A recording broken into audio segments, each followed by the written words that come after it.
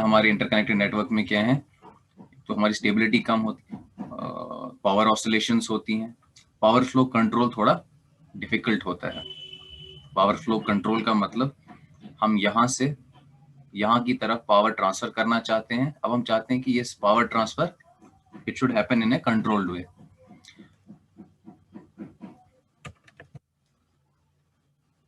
तो ये जो कंट्रोल है, ये पावर फ्लो कंट्रोल थोड़ा डिफिकल्ट होता है।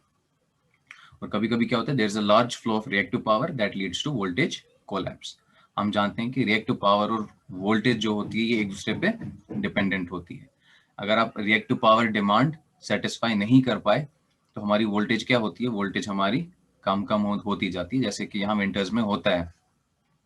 आप जैसे ही रिएक्टिव लोड्स लगाते हो और हमारा जनरेटर केपेबल नहीं होता है रिएक्टिव पावर सप्लाई करने के, तो उसकी वजह से क्या होता है, आपका वोल्टेज गिरना स्टार्ट हो जाती है। तो आपकी वोल्टेज कम कम कम कम कम कम होती जाती है और एंड पे आपका क्या हो जाता है, वोल्टेज कोलैप्स। अब what are the opportunities for FACTS devices? तो जब हम फैक्ट्स डिवाइसेस लगाएंगे अपने सिस्टम में, तो ये जो ऊपर प्रॉब्लम्स हैं जो हमें फेस करनी पड़ती हैं इन इंटरकनेक्टेड नेटवर्क्स, ये प्रॉब्लम्स फैक्ट डिवाइसेस हमारे सॉल्व करके हमें दे देते हैं। तो सच ए कंट्रोल इज पॉसिबल। पहली चीज है कि हमारी लाइन जो होती है वो ओवरलोड नहीं होती है। Such a control is possible that lines don't get overloaded. अब ये समझो कि अगर आपके पास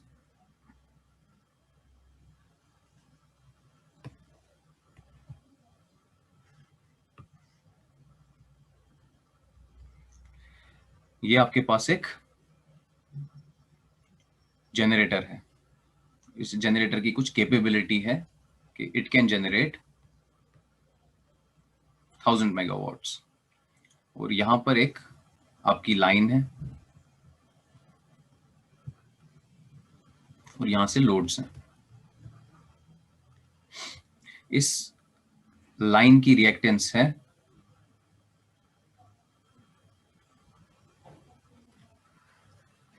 अब क्या होगा, सारा का सारा पावर इसी लाइन के थ्रू फ्लो करेगा। आपके 1000 megawatts will flow through this line और लोड्स तक पहुंच जाएंगे।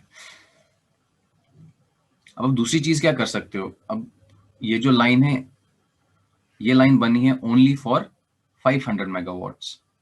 तो आप क्या कर सकते हो, आप यहां पर एक और लाइन कनेक्ट कर दो पैरेलल में।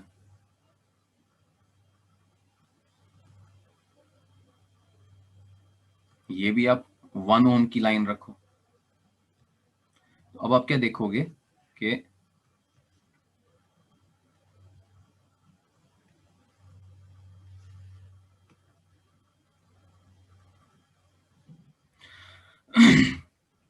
पहले क्या हो रहा था, एक ही लाइन के थ्रू 1000 मेगावाट्स जा रहे थे, लेकिन ये जो लाइन है इसमें कुछ थर्मल लिमिट्स हैं कि अगर आप इतना ज्यादा पावर इसके थ्रू चलाओगे तो ये ओवरलोड हो जाएगी।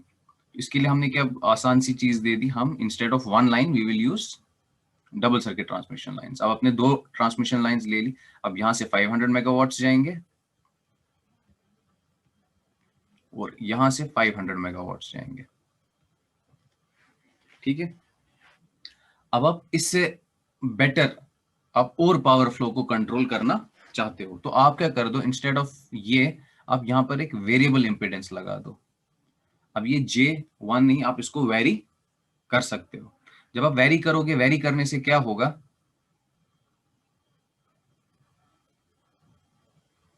ये तो 1 ही है, आप इसको वेरी करते जाओ। आप इसको बना दो J2। आपने क्या कर लिया, आपने एक लाइन ली, बट उस लाइन की आप इंपेडेंस को वेरी कर सकते हो। वो वेरी आप कैसे कर सकते हो, यूजिंग दीज फैक्ट्स डिवाइसेस। अब आपके पास एक वेरिएबल, आपके पास 2 लाइनें हैं, एक लाइन आपकी नॉर्मल सी लाइन है, बट दूसरी लाइन में आपने क्या कर दिया, आपने फैक्स डिवाइसेस कनेक्ट किए हैं, एंड यूजिंग दिस डिवाइसेस आप लाइन की इंपिडेंस को चेंज कर सकते हो।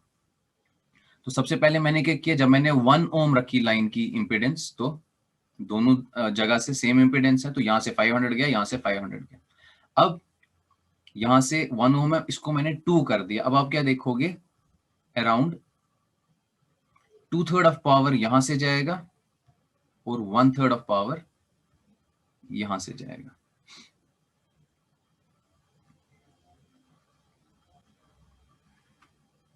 आपको और ज्यादा कंट्रोल चाहिए, आप चाहते हो कि इस लाइन पे ज्यादा पावर चलता रहे, आप यहां से इंपेडेंस बढ़ाते जाओ, आप देखोगे इस वाले साइड से ज्यादा पावर फ्लो होता जाएगा। क्यों? Because power is inversely proportional to reactance. अगर आप इस साइड की रिएक्टेंस बढ़ाते जाओगे, यहां से पावर कम होता जाएगा और इस वाले साइड से पावर बढ़ता जाएगा। अब आप चाहते हो कि नीचे वाली लाइन में आपका ज्यादा पावर फ्लो हो, तो आप क्या कर दो, एक्स का वैल्यू कम कर दो, नीचे वाली लाइन से ज्यादा पावर फ्लो होगा। तो अब क्या हुआ आपका, अगर आपकी कोई लाइन ओवरलोडेड थी, तो बाय चेंजिंग दिस इम्पिडेंस आप उस लाइन को, उसके आप नॉर्मल, उसको जो उसकी लोडिंग कैपेबिलिटीज है, आप उसको उस पर लोड कर सकते हो।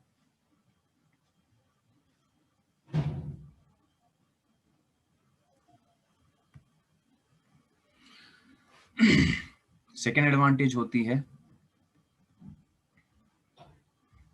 when you use FACS devices, it improves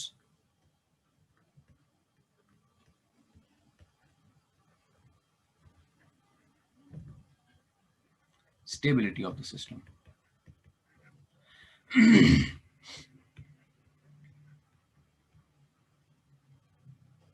stability क्या होता है कि अगर आपके पास जनरेटर है, उस जनरेटर में का क्या होगा, रोटर एक होगा,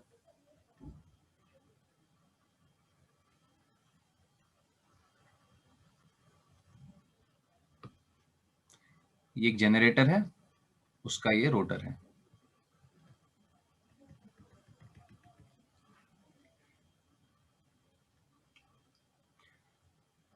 ये है आपकी सिंक्रोनसली रोटेटिंग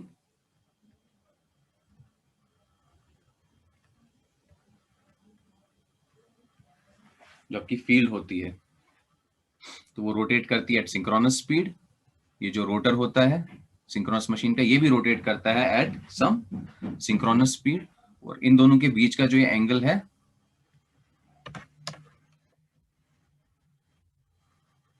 इस एंगल ये होता है आपका डेल्टा। तो अगर कुछ डिस्टरबेंस हो गई, ठीक है, आपकी लाइन में कोई कुछ भी हो रहा है, कोई फॉल्ट आ रही है, जिसकी वजह से क्या होगा, आपका रोटर एक्सेलरेट करना स्टार्ट करेगा। जैसे ही एक्सेलरेट करना स्टार्ट करेगा, तो क्या होगा, आपका ये जो डेल्टा है ये इंक्रीज होता जाएगा।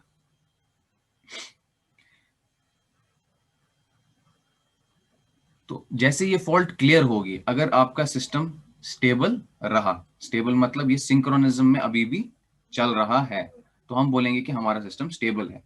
लेकिन क्या होगा, आप कभी कभी क्या आप देखोगे, फॉल्ट आएगा, आपका ये एक्सेलरेट करता जाएगा करता जाएगा करता जाएगा, ये एंगल बढ़ता जाएगा, ये एंगल बढ़ रहा है बढ़ रहा है बढ़ रहा है बढ़ रहा है, और एक टाइम आएगा कि your rotor will pull out of synchronism. तो जैसे ही वो आउट ऑफ सिंक्रोनिज्म पुल कर देगा, तो ये क्या हो जाएगा, अनस्टेबल हो जाएगा। तो जब आप फैक्स डिवाइसेस यूज करते हो, आप स्टेबिलिटी इंप्रूव कर, जब आप पढ़ोगे पावर सिस्टम 3 अच्छे से, तो वहां पर आप देखोगे, या फिर हम इसको यहां पर लिख सकते हैं, इंप्रूव ट्रांजिएंट स्टेबिलिटी। स्टेबिलिटी का सिंपल मतलब है आपका कि अगर कोई फॉल्ट आ जाए, एक स्मॉल डिस्टर्बेंस, हमारे पास दो टाइप की स्टेबिलिटीज होती हैं, एक होती है हमारे पास steady state stability,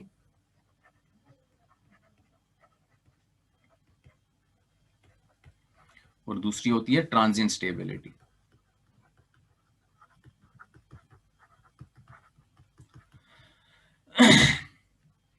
steady state stability में हम डील करते हैं विद स्मॉल डिस्टर्बेंसेस, स्मॉल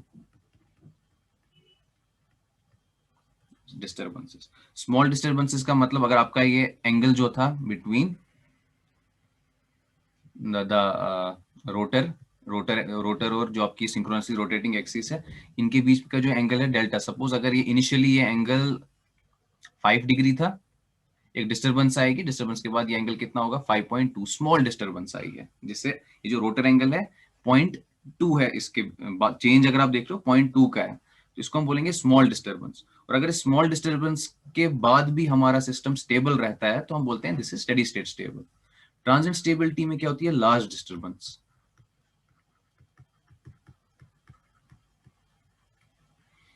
जब एक लार्ज डिस्टरबेंस होगी, आप अगर आपका इनिशियली एंगल 5 डिग्री है तो आप देखोगे नया angle will be 26 degrees, 30 degrees. तो आप यहाँ पर देखो इनिशियल एंगल और फाइनल एंगल के बीच में बहुत ही ज्यादा डिफरेंस है, 20 डिग्रीज 30 डिग्री से आपका डेल्टा चेंज हो जाता है। और जब आपका डेल्टा इतना चेंज हो गया, उसके बाद भी अगर आपका सिस्टम स्टेबल रहता है तो हम कहते हैं कि it has good transient stability. तो ये जो फैक्स डिवाइसेस होते हैं, क्या करते हैं, दे इंप्रूव द ट्रांजिएंट स्टेबिलिटी। इसमें आपको एक तरीका पढ़ना होगा, यहां पर हम पढ़ते हैं इक्वल एरिया क्राइटेरिया।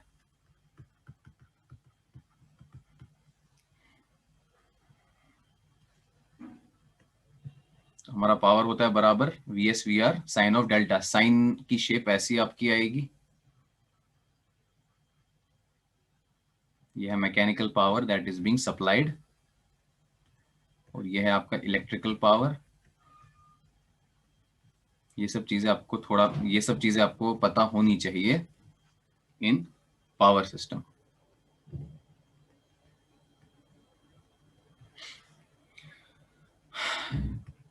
आपका पावर की इक्वेशन क्या है, V S V R upon X sine of delta. तो I can write it as P max sine of delta.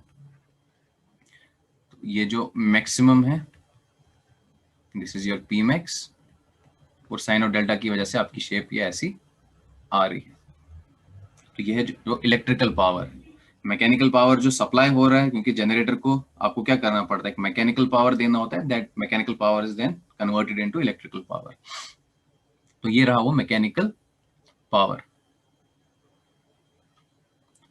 और जहां पर ये दोनों मिल रहे हैं, यहां पर अपनी मशीन को सपोज आप ऑपरेट कर रहे हो इनिशियली, अब क्या होता है, कोई डिस्टरबेंस आती है जिसकी वजह से ये जो आपका एंगल है ये चेंज हो जाता है, ये डेल्टा बढ़ जाता है। तो इसकी वजह से अब इसमें मैं ज्यादा डिटेल में जाऊंगा नहीं। तो इसकी वजह से क्या होता है, आपका रोटर एक्सेलरेट करता है, डिसेलरेट होता है। तो आपके पास आप देखोगे जब आप पढ़ोगे, आपके पास दो एरियाज आते हैं, एक होता है एक्सेलरेटिंग एरिया, दूसरा होता है डिसेलरेटिंग एरिया। तो ये फैक्ट्स डिवाइसेस क्या करते हैं, ये इन एक्सेलरेटिंग एरिया डिसेलरेटिंग एरिया को चेंज करते हैं, जिसकी वजह से क्या होता है, आपका जो ट्रांजिएंट स्टेबिलिटी है वो इंप्रूव हो जाती है। अभी अगर आपको मैं समझाऊंगा, अभी अपने पावर सिस्टम 3 पढ़ा नहीं है, तो ये चीज आपको समझनी अभी डिफिकल्ट होगी, लेकिन जब आप वो पढ़ोगे, आपका सेकंड यूनिट है पावर सिस्टम 3 का, उधर आप देखोगे क्या होता है एक्सेलरेटिंग एरिया, क्या होता है डिसेलरेटिंग एरिया। अगर एक्सेलरेटिंग एरिया ज्यादा होगा डिसेलरेटिंग एरिया से, तब क्यों सिस्टम हमारा अनस्टेबल हो जाता है। अगर एक्सेलरेटिंग एरिया डिसेलरेटिंग एरिया के बराबर होगा, तब क्यों हमारा सिस्टम स्टेबल रहता है। तो ये सब आपको पढ़नी है चीजें। तो वहां पर आप कंडीशंस देखोगे कब कब हमारा सिस्टम स्टेबल होता है। तो जब आप फैक्स डिवाइसेस को कनेक्ट करते हो, आपके इन एक्सेलरेटिंग डिसेलरेटिंग एरियाज को में ऐसी चेंजेस करता है कि आपका सिस्टम स्टेबल हो जाता है। Third,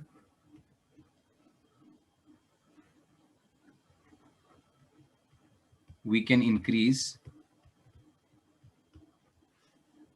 delta to higher values.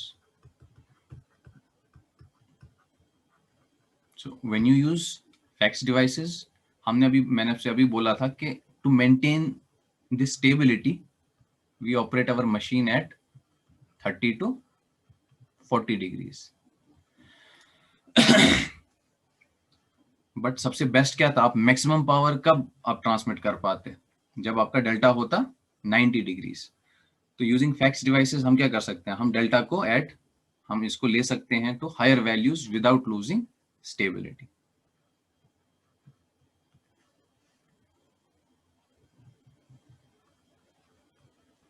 तो इस डेल्टा को अब यही समझो, आप समझो एक आप लोग एक खाए के, ये जो डेल्टा इक्वल टू 90 है ना हमारा P max sine of delta. तो अगर आपका डेल्टा 90 डिग्री होगा, आपका पावर क्या होगा, it will be P max. लेकिन आप इस डेल्टा इज इक्वल टू 90 को फिलहाल आप ये समझो कि आप बिल्कुल एक ये खाए है, आप खाए के बिल्कुल एज पे खड़े हो, तो आपको एक धक्का दे दिया आप नीचे चले जाओगे। सबसे ज्यादा थ्रिल किधर है, सबसे ज्यादा आपको थ्रिल मिलेगा बिल्कुल जो आपकी वो जो माउंटेन होगा ना उसके बिल्कुल एज पे जब आप खड़े होगे, थ्रिल विल बी मैक्सिमम। लेकिन हल्का सा धक्का दे दिया आप लोग नीचे गिर जाओगे। सेम चीज यहां पर भी है, डेल्टा इज इक्वल टू 90 पे पावर तो मैक्सिमम है, लेकिन हल्का सा एक धक्का यहां चला गया, आपकी मशीन अनस्टेबल हो जाएगी। तो इसीलिए ताकि हमारा सिस्टम अनस्टेबल ना हो जाए, हम डेल्टा को कहां पर चलाते हैं, हम मशीन को ऑपरेट करते हैं delta equal to 30 to 40 degrees, इन दो के बीच में हम मशीन को ऑपरेट करते हैं।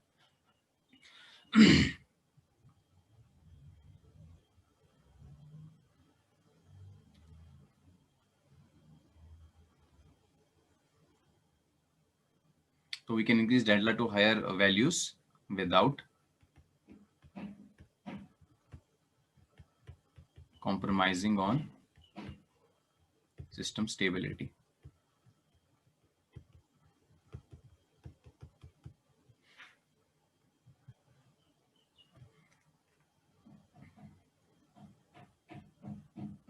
And also they damp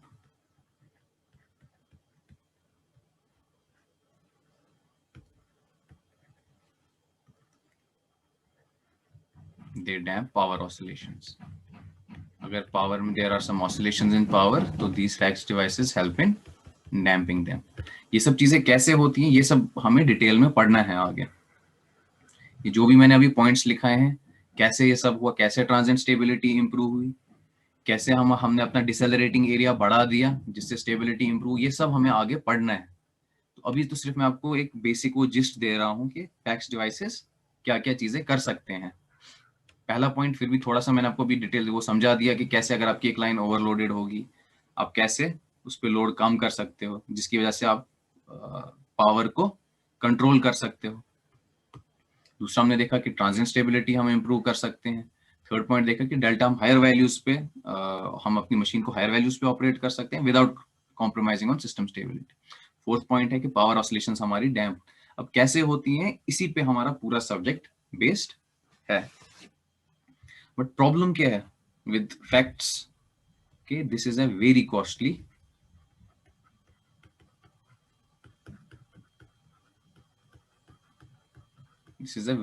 technology. अब आप बोलोगे इतने फायदे हैं तो हम क्यों नहीं यूज करते, क्योंकि बहुत कॉस्टली है, बहुत डिफिकल्ट होता है गवर्नमेंट्स के लिए फैक्स डिवाइसेस खरीदने, क्योंकि बजट पे बहुत ही ज्यादा असर पड़ता है। बहुत कॉस्टली टेक्नोलॉजी, फायदे बहुत हैं बट इनकी कॉस्ट भी बहुत ज्यादा है, तो इसीलिए उतना ज्यादा आप इनको यूज होते हुए नहीं देखते। लेकिन जो आपकी कंट्रीज हैं, जो रिच कंट्रीज हैं, वहां पर ये फैक्ट्स जो भी है टेक्नोलॉजी ये बहुत ज्यादा यूज होती है। जो लेकिन गरीब कंट्रीज हैं वहां अभी उतना उतना नहीं, जहां जहां इनको जरूरत होती है वहां वहां पर ये इन फैक्ट्स डिवाइसेस का यूज करते हैं।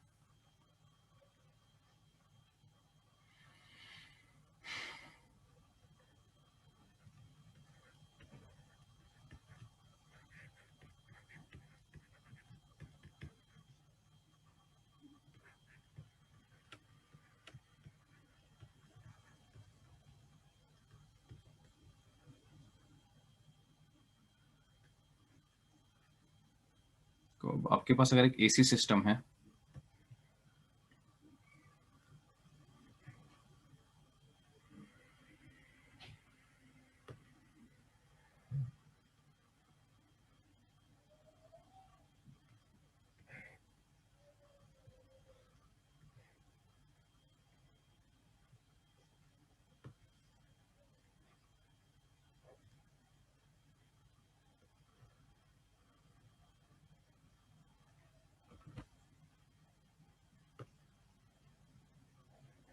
एग्जाम्पल हमने अभी किया था,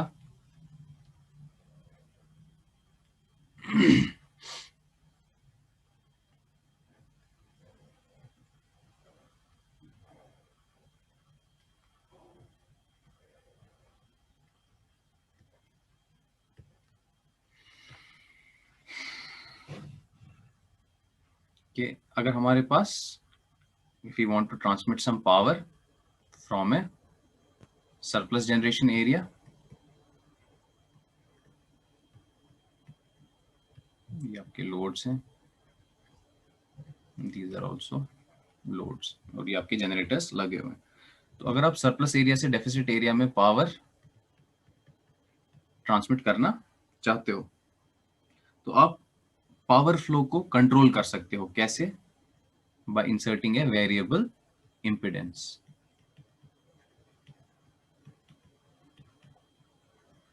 जैसे मैंने आपको अभी बोला था, अगर ये आपका, अगर इस साइड से इंपिडेंस आपकी x है और यहाँ से आपकी इंपिडेंस 2x है, आप देखोगे कि यहाँ से 2/3 ऑफ पावर जाएगा और इस वाले पाथ से सिर्फ 1/3 पावर जाएगा।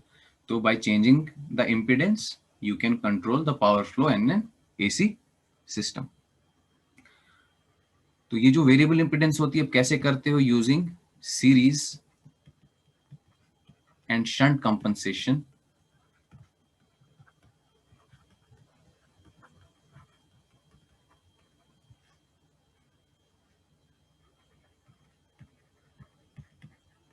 We make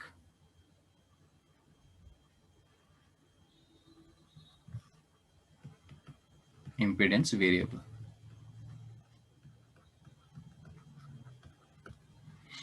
तो आप फैक्स डिवाइसेस यूज करते हो। आप फैक्स डिवाइसेस को आप क्या कर सकते हो? आप सीरीज में कनेक्ट कर सकते हो या फिर शंट। शंट मतलब पैरेलल में।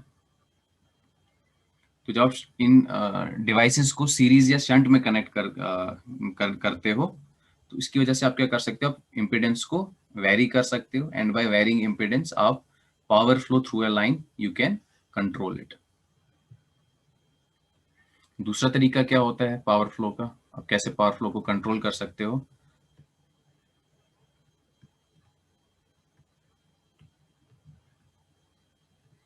ये आपकी एक लाइन है जिसके थ्रू आप पावर कंट्रोल करना चाहते हो।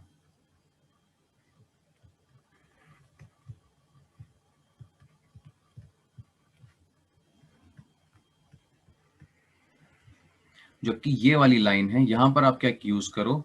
एक HVDC लिंक।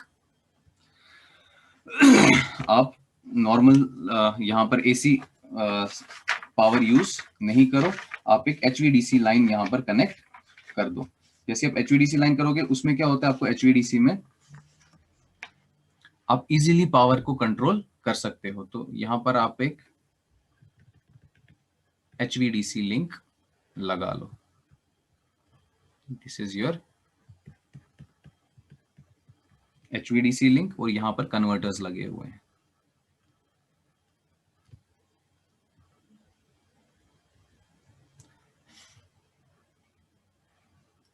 तो ये कन्वर्टर क्या करता है? जैसे इसको इस यहां से यहां की तरफ पावर ट्रांसफर करना है तो this will convert your AC to DC।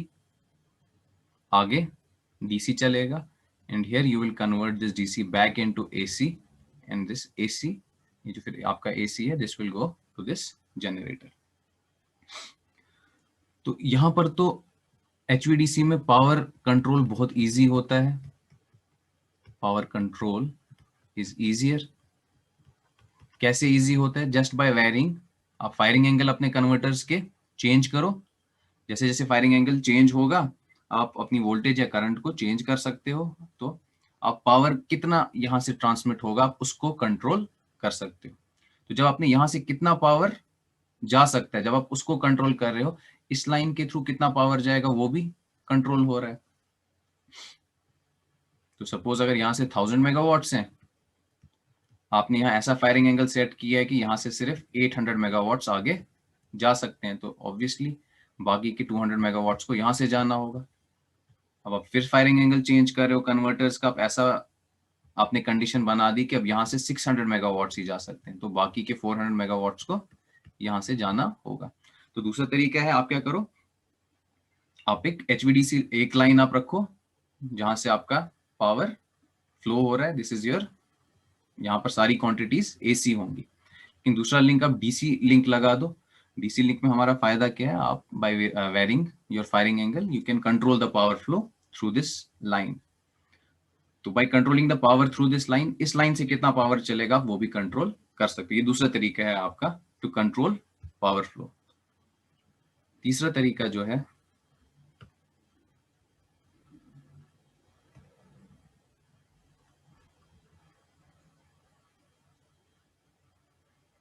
आप चैट में लिख लो फैजान क्वेश्चन।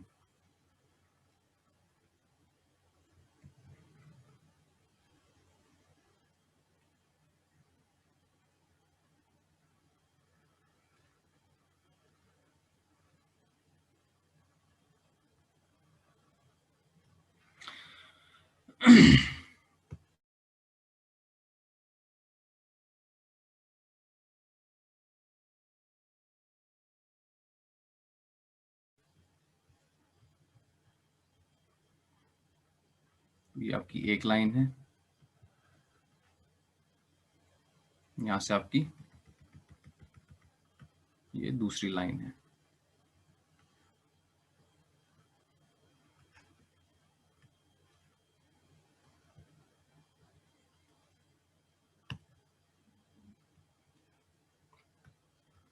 इस लाइन में आप क्या करो, you have a variable phase angle. आप एक फैक्स डिवाइस लगा रहे हो जिसकी वजह से आप अपने फेज एंगल को वेरी कर सकते हो, वेरिएबल फेज एंगल।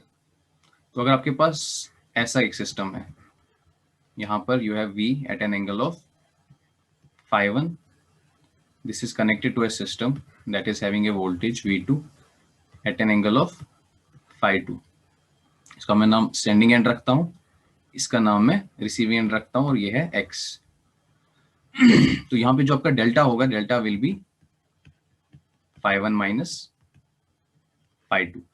तो जो पावर है आपका that will be equal to Vs Vr upon x sine of phi1 minus phi2। तो by varying these angles you can vary your power। Suppose आपका डेल्टा 1 जो है that is 40 degree and delta 2 is 10 degree. Sorry, phi1 is 40 degree and phi2 is 10 degree. तो आपका total कितना आ रहा है, Vs Vr upon x sine of 30 degree. Sine 30 कितना होता है 0.5, तो आपका 0.5 टाइम्स Pmax ये ट्रांसमिट ऐसे हो रहा है। तो आप क्या करो, आप बीच में एक ऐसा फैक्स डिवाइस लगा लो जिससे आप phi1 का वैल्यू इंक्रीज कर सकते हो। तो आपने क्या कर दिया, आपने ऐसा चेंज कर दिया कि now your phi1 is instead of 40 degrees ये बन गया 40 प्लस 20 डिग्रीज। आपने यहां पर एक फैक्स डिवाइस इंसर्ट कर दिया जो अब क्या कर रहा है, इस फेज एंगल को चेंज कर रहा है। तो आपका phi1 कितना हो गया 60 डिग्रीज। तो now your power that you can transmit, इसकी अब क्या आ गया, Pmax sine of 60 minus 10 which is equal to Pmax sine of 50 degree. तो पहले वाले केस से सेकेंड वाले केस में आप देखोगे P2 is greater than P1। तो ये सब चीजें करके आप क्या कर सकते हो, you can have some control over power transfer in a transmission